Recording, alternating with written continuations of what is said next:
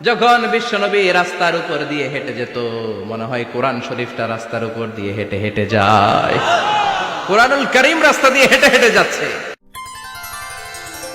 Nice ওয়াজ, ইসলাম প্রচারে এক ধাপ এগিয়ে। মনে হচ্ছে যে এটা বিশ্বনবী নয়, এটা জীবন্ত কোরআন। পড়েন আল্লাহু আকবার। এজন্য এই নবীকে আল্লাহ এমন স্ট্যাটাস দিয়েছেন, পৃথিবীর কোন নবীকে তেমন স্ট্যাটাস দিয়েছে নাকি? এ নবীকে আল্লাহ এমন মর্যাদা দিয়েছে, গোটা বিশ্বের কাউকে এমন মর্যাদা দিয়েছে নাকি? এমন কিছু গুণাবলী, ক্যারেক্টারিস্টিক্স আল্লাহ বিশ্ব নবীকে দিয়েছে, পৃথিবীর কোন নবীকে সেগুলো দেয় নাই। সুবহানাল্লাহ। খুশি না বেজার? খুশি তো সবাই। কি দিয়েছেন, কি স্পেশাল এক্সট্রা স্ট্যাটাস আল্লাহ তাআলা বিশ্ব নবীকে দিয়েছেন আমরা শুনি। এক নাম্বার স্ট্যাটাস হলো সাহিবু শাক্কি সাদর। বিশ্ব নবীর সিনা চাক হয়েছে, পৃথিবীর কোন নবীর সেটা হয় নাই। সুবহানাল্লাহ। দুইবার হয়েছে এটা বিশ্ব নবীর জীবনে। হালিমাতুস সাদিয়ার বাড়িতে যখন দুধ পান করতে গিয়েছিল তখন হয়েছিল, আবার মেরাজের রাতে হয়েছিল। উম্মে হানির ঘর থেকে চলে সাইয়েদনা জিবরাইল বিশ্ব নবীকে হাতিমে কাবায় শুইয়ে দিলেন। এরপর গলার নিচ থেকে শুরু করে নাভি পর্যন্ত বুকটা কেটে ফেললেন, বিশ্ব নবীর হৃদয়টাকে বের করলেন, জামজামের পানি দিয়ে ধৌত করলেন, আবার পেটের ভেতরে হৃদয়টাকে ঢুকিয়ে দিলেন। দিস ইজ কল্ড শাক্কে সাদার। উর্দু ফার্সিতে বলে সিনা চাক, ইংরেজিতে বলে ওপেন হার্ট সার্জারি। সুবহানাল্লাহ পড়বেন না? আমাদের অনেকের ওপেন হার্ট সার্জারি হয় না, গলা থেকে নাভি পর্যন্ত কাটা, সেলাই করে দিলে আবার বাঁচে। এটা বিশ্বনবীর সিনা চাক থেকে আবিষ্কার হয়েছে। পড়েন আল্লাহু আকবার। যে সমস্ত সাহাবারা বিশ্বনবীকে খালি গায়ে দেখেছে, উদম গায়ে দেখেছে, তারা বর্ণনা করেছে দুইটা কাপড় মাঝখান দিয়ে সেলাই করলে যেমনি দাগ দেখা যায়, আমরা বিশ্বনবীর গলা থেকে নাভি পর্যন্ত এরকম সেলাইয়ের দাগ দেখতে পেয়েছি। শাক্কুস সাদর, special status of the last Messenger Muhammad সাল্লাল্লাহু। আর কোন নবীকে আল্লাহ এটা দেয় নাই। খুশি না বেজার? আবার উনি হলেন সাহিবুল মেরাজ। উনার মেরাজ হয়েছে, আর কোন নবীর হয়েছে নাকি? কথা বলেন। বিশ্বনবীর হৃদয়টা বড় ভাঙা। কলিজার টুকরা স্ত্রী খাদিজা নাই, যাকে সবচেয়ে ভালোবাসতেন, সবচেয়ে প্যার করতেন, যাকে মাহাব্বাত করতেন। এবং সাইয়েদাতুনা খাদিজার জন্য বিশ্বনবী মা আয়েশাকে ধমকও দিয়েছেন। সাইয়েদাতুনা খাদিজার কথা যখন বিশ্বনবী বলে বেড়ায় মা আয়েশার কাছে, খাদিজার কথা বললে মা আয়েশা বলতেন, ও নবী, কোন জাহিলি যুগে এক বুড়ি মহিলার সাথে আপনার বিয়ে হয়েছিল, মরে গিয়েছে, কবরে শুয়ে আছে। ওই মহিলার পরে কত সুন্দরী সুন্দরী নারীরা আমরা আপনার ঘরে আসলাম, তারপরে ওই বুড়ির কথা আমাদেরকে বলেন কেন? ওই বুড়ির কথা শোনান কেন? বিশ্বনবী রেগে গেলেন। সাইয়েদাতুনা খাদিজাকে বুড়ি বলার কারণে বিশ্বনবী মা আয়েশার চোয়ালটা এইভাবে চেপে ধরেছে। কোনদিন স্ত্রীর গায়ে হাত তোলেননি, শুধু এই একবার খাদিজাকে বুড়ি বলার কারণে মা আয়েশার থুতনি চেপে ধরেছিলেন। আল্লাহু আকবার। আবার বিশ্বনবী বলতেন, রুজিকতু হুব্বাহা, খাদিজার ভালোবাসা আল্লাহ আমার হৃদয়ে ঢুকিয়ে দিয়েছে। আবার বিশ্বনবী দোয়া করলে বলতেন, ও আল্লাহ, ওই কিয়ামতের ময়দানে যেদিন বন্ধু বন্ধুরে চিনবে না, বাবা ছেলেরে চিনবে না, মা তার মেয়েরে চিনবে না, পীর সাহেব মুরিদরে চিনবে না, মুরিদ পীর সাহেবরে চিনবে না, ওই কঠিন দিনে যেন আমি আমার কলিজার টুকরা খাদিজারে ভুলে না যাই। ওই কঠিন দিনে আমি যেন আমার খাদিজারে চিনতে পারি। সুবহানাল্লাহ। তার মানে ভালোবাসা বেশি না কম? সাইয়েদাতুনা খাদিজা ইন্তেকাল করলেন, জাবালে হাজুনের পাশে ওনার কবর। যারা হজ উমরা করতে গিয়েছেন দেখেছেন না, মক্কায় একটা কবর আছে, এটা মাকবারাতুল মাআলা। মাআলা, কিন্তু এটারে বাংলাদেশিরা বলে জান্নাতুল মুআল্লা। কি বলে? এটারে জান্নাতুল মুআল্লা বলবেন না, কারণ এই কবরস্থানে অনেক কাফির মুশরিকেরও কবর আছে, তো ওদের কবরস্থান কি জান্নাত হইতে পারে? এটাকে মাকবারা বলবেন। মাকবারা মাআলা বা মুআল্লা, আর মদিনায় হচ্ছে মাকবারাতুল বাকিয়া। মুআল্লা কবরস্থান মক্কায়, আর বাকি কবরস্থান মদিনায়। এর পাশে বিশাল এক পাহাড়, হেরেম শরীফ থেকে দেখা যায় জাবালে হাজুন। এর পাদদেশে বিশ্বনবী নিজ হাতে সাইয়েদাতুনা খাদিজাকে কবর দিয়েছেন। কবর দিয়ে সবাই চলে যায়, বিশ্বনবী যায় না।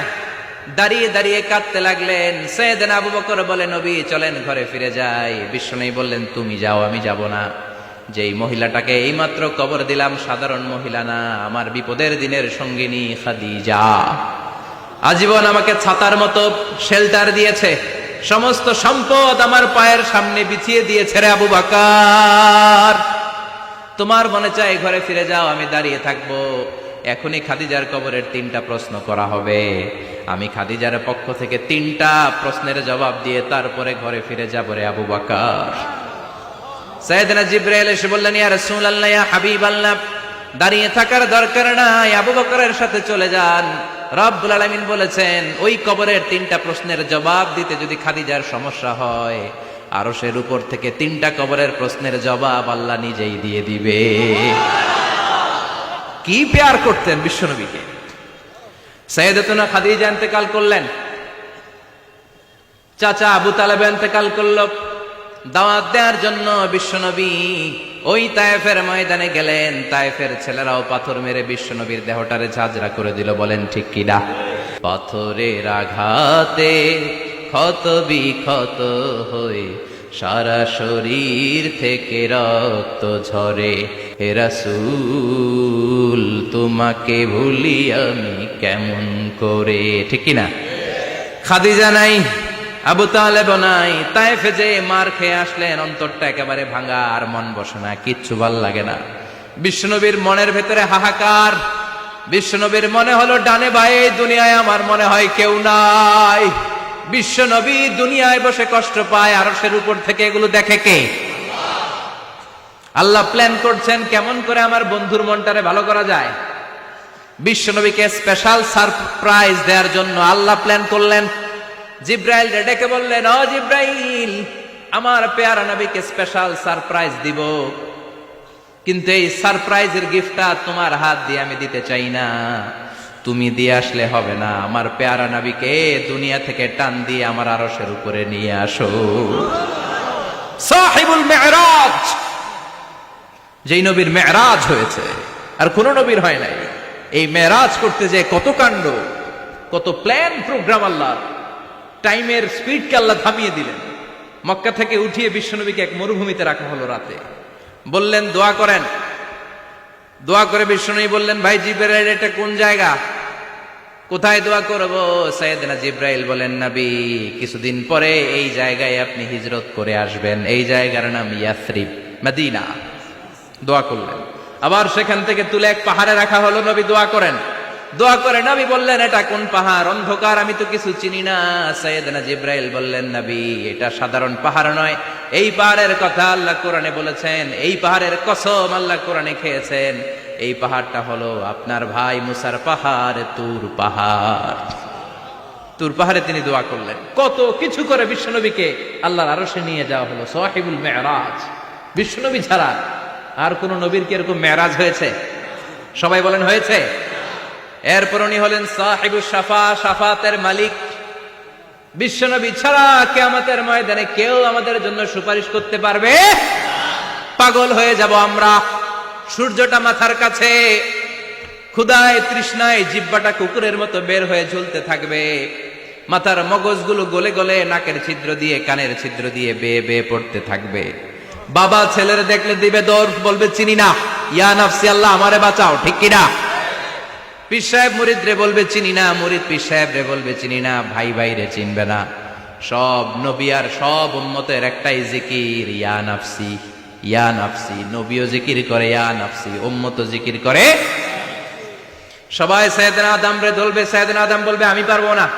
নূহের কাছে যাও, সাইয়েদনা নূহ বলবে পারবো না। ইব্রাহিমের কাছে যাও, সাইয়েদনা ইব্রাহিম বলবে পারবো না। মুসা আলাইহিস সালামের কাছে যাও, মুসা আলাইহিস সালাম বলবেন পারবো না। ঈসা আলাইহিস সালামের কাছে যাও, সাইয়েদনা ঈসা আলাইহিস সালাম বলে এত জায়গায় ঘুরে লাভ নাই, জায়গা মতো যাও মিয়া, জায়গা মতো যাও। মাকামে মাহমুদে বিশ্বনবীকে সেজদায় পড়ে থাকতে দেখবা। ওই নবী ছাড়া আজকের এই ভয়ঙ্কর আমাদের সবার বিপদের দিন। এই বিপদের দিনে আল্লাহর সামনে দাঁড়িয়ে কথা বলার মতো সাহস আজকে কারো নাই। বিশ্বনবী কাঁদতে থাকবেন, সেজদায় পড়ে কাঁদবেন। সবার জিকির ইয়া নাফসি, ইয়া নাফসি। বিশ্বনবীর জিকির ইয়া উম্মতি। কাঁদতে কাঁদতে নবী আমার বেহুশ, সবাই বিশ্বনবীর চারদিকে দাঁড়িয়ে থাকবে গোল হয়ে, আমার নবী মাকামে মাহমুদে সিজদায় পড়ে থাকবে। বিশ্বনবীর কান্না দেখে আল্লাহর সহ্য হবে না। আল্লাহ বলবে, না নবী ইরফা রাসাক, মাথা উঠান, আর সইতে পারি না, সাল তোতা, এবার চান, কি লাগবে আপনার সব দেব। ওয়াশফা তুশাফা, যার জন্য সুপারিশ করবেন তাকেই জান্নাত দিয়ে দেব। বিশ্বনবী বলেন, লিকুল্লি নবিয়্যিন দাওয়া মুস্তাজাবা, সব নবীর দুনিয়াতে একটা স্পেশাল দোয়া ছিল, এটাকে বলে দাওয়া মুস্তাজাবা। এই দোয়াটা করলেই কবুল করে নিয়েছে কে? আল্লাহ। সব নবীর ওই দোয়াটা দুনিয়াতেই করেছেন, শুধুমাত্র কেবলমাত্র বিশ্বনবী তার স্পেশাল দোয়াটা আজ পর্যন্ত, এখন পর্যন্ত করে নাই। বিশ্বনবী বলেন, ওয়া ইন্নী আখতাবিউ দাওয়াতি শাফাআতান লি উম্মতি ইয়াউমাল কিয়ামাহ, আমি আমার দোয়াটা, আমি আমার স্পেশাল সাপ্লিকেশনটা কিয়ামতের দিন, কঠিন মুসিবতের কালে তোমরা যখন বিপদে পড়ে যাবা, আমার স্পেশাল দোয়াটা ওই দিন করে আমি তোমাদের সুপারিশ করে জান্নাতে পাঠায়া দেব। সাহিবুশ শাফাআ, বিশ্বনবী ছাড়া কথা বলার মতো ক্ষমতা, স্পর্ধা, সাহস সেদিন কারো থাকবে না। চিৎকার করে বলেন ঠিক কিনা? আবার উনি সাহিবুল কাউসার, উনি কাউসারের মালিক, আল্লাহ ওনাকে কাউসার দিবেন। অন্য নবীদেরও দিছে না? কথা বলেন, কাউসার দিয়েছে। কি মজার পানি, আহলা মিনাল আসাল, মধুর চাইতো মিষ্টি, সুইটার দেন হানি, মধুর চাইতো মিষ্টি। আব্রাদু মিনাস সালজ, বরফের চাইতেও ঠান্ডা। আবিয়াদু মিনাল লাবান, দুধের চাইতেও সাদা। এক ঢোক যে পান করবে আজীবনের জন্য তৃষ্ণা চলে যাবে। সাহিবুল কাউসার, তৃষ্ণার চোটে আমরা পাগল পারা হয়ে বিশ্বনবীর কাউসারের দরবারে যাব। বিশ্বনবী পেয়ালার মধ্যে করে করে আমাদেরকে কাউসার পিলাবেন। এই কাউসারের ক্ষমতাও রব্বুল আলামিন পৃথিবীর কোন নবীকে দেন নাই। সব নবীরাও বিশ্বনবীর কাছে চেয়ে চেয়ে কাউসার সেদিন খাবে। সুবহানাল্লাহ পড়বেন না? সাহিবুল কাউসার, সাহিবুল মি'রাজ, সাহিবুশ শাফাআহ, সাহিবুল মাকাম আল মাহমুদ। আজানের পরে দোয়াতে বলি না, আতি মুহাম্মাদিনিল ওয়াসিলাতা ওয়াল ফাদিলা ওয়া বা'আসহু মাকামান মাহমুদা। ও আল্লাহ, আমার নবীর আপনি মাকামে মাহমুদ দেন। মুফাসসিরিন ইকরাম, মুহাদ্দিসিন ইকরাম এই মাকামে মাহমুদ কি, এটার ব্যাখ্যা করতে যেয়ে হয়রান হয়েছেন। কেউ বলেছেন কিয়ামতের ময়দানে বিশাল একটা সিংহাসন, কেউ বলেছে জান্নাতের মধ্যে একটা সিংহাসন, কেউ বলেছে না না, আমার আল্লাহর আরশের পাশে স্পেশাল একটা জায়গা আছে, ওই জায়গাটার নাম হলো মাকামে মাহমুদ। ওখানে বিশ্বনবী বসবে। এই নবীর সাথে কারো স্ট্যাটাসের কোনো তুলনা চলে? কথা বলতে হবে। এই নবীরে গালি দিলে কলিজায় আগুন লাগে না? এই নবীর বিরুদ্ধে কথা বললে মুসলমান সইতে পারে? এমন স্ট্যাটাস হলো আল্লাহ বানালেন, এত মর্যাদা আল্লাহ দিলেন, এত সম্মান দিলেন, গোটা বিশ্বের কোন নবীরে দেয় নাই। আবার বিশ্বনবী বলতেন, নুসিরতু বির-রু'বি মাসিরাতা শাহর, আমাকে আল্লাহ ভয় দিয়ে সাহায্য করেছেন। আমি যেই জায়গায় দাঁড়িয়ে থাকি, আমার ডানে বায়ে সামনে পেছনে 1 মাসের জায়গা পর্যন্ত কোনো কাফির আমার সামনে আসতে পারে না ভয়ে। 1 মাসের জায়গা পর্যন্ত কোনো কাফির যদি দাঁড়ায় থাকে, বিশ্বনবীর জন্য ভয়ে তার কলিজায় ধুকধুকানি শুরু হয়ে যায়। ধরেন আমি ওনারে ভয় পাই, কাছে আসলেই না ভয়, দূরে গেলে তো আমি পালোয়ান, ঠিক কিনা? উনি আছে কোম্পানিগঞ্জ বাজারের ওইদিকে, আমি এদিকে, আমি পালোয়ান, স্বাস্থ্যের সমস্যা নাই, ঠিক কিনা? কারণ কাছে নাই। কিন্তু বিশ্বনবী এমন পাওয়ারফুল ছিলেন, কাছে আর দূরে কোনো কথা না, ডানে বায়ে সামনে পেছনে 1 মাসের দূরত্ব। এই লোকেশনের মধ্যে যদি কোনো কাফের মুশরিকের আন্ডা বাচ্চা থেকে থাকে, বিশ্বনবীর ব্যাপারে ভয় তাদের অন্তরের মধ্যে ঢুকিয়ে দেয় কে? এজন্য বিশ্বনবীর সাথে কারো মর্যাদার কোনো তুলনা চলে? বিশ্বনবী আমাদের মডেল।